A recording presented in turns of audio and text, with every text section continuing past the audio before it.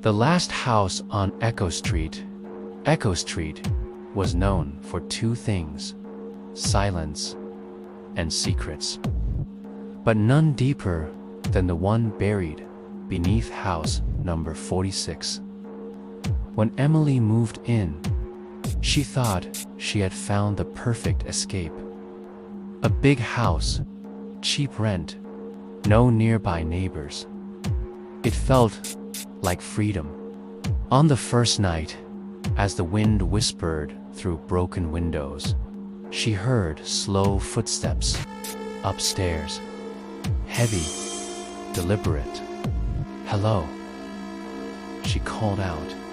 No answer. She listened. And then, clear as a whisper in her ear, came two chilling words: "Go back." Emily froze.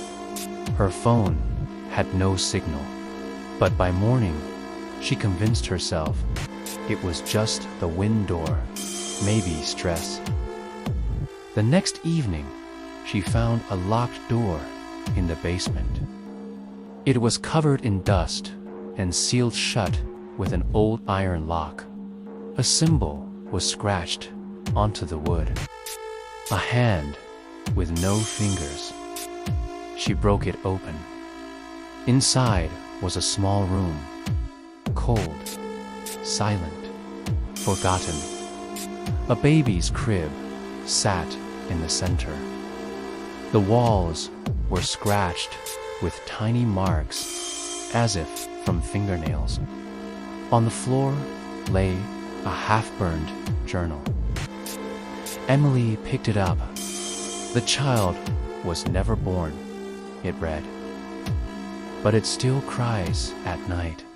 A scream, sharp high and inhuman, cut through the silence." The lights went out. From that night on, Emily was not alone.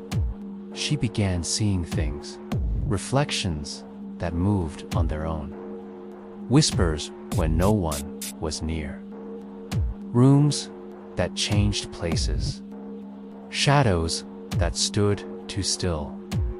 One night, she tried to leave. She packed her bags and rushed to the front door, but the door was gone. Where it had once been, there was only a wall. She ran from room to room. Every window now showed only darkness. No street, no sky, only black. On the third day, she found herself back in the basement without knowing how she got there. She didn't scream, she just cried. The house had her. Days later, a neighbor called the police. He hadn't seen Emily leave. The lights were always off. The house, once again, looked abandoned. The police found no trace of her. Only a camera lying on the floor, still recording. On it, a final video. Emily's face, pale, eyes wide. "It's not the house," she whispered, shaking. "It's what's buried beneath it."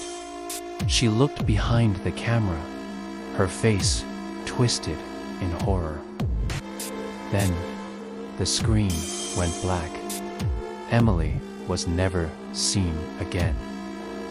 They never found the basement, and no one else ever dared to enter the last house on Echo Street.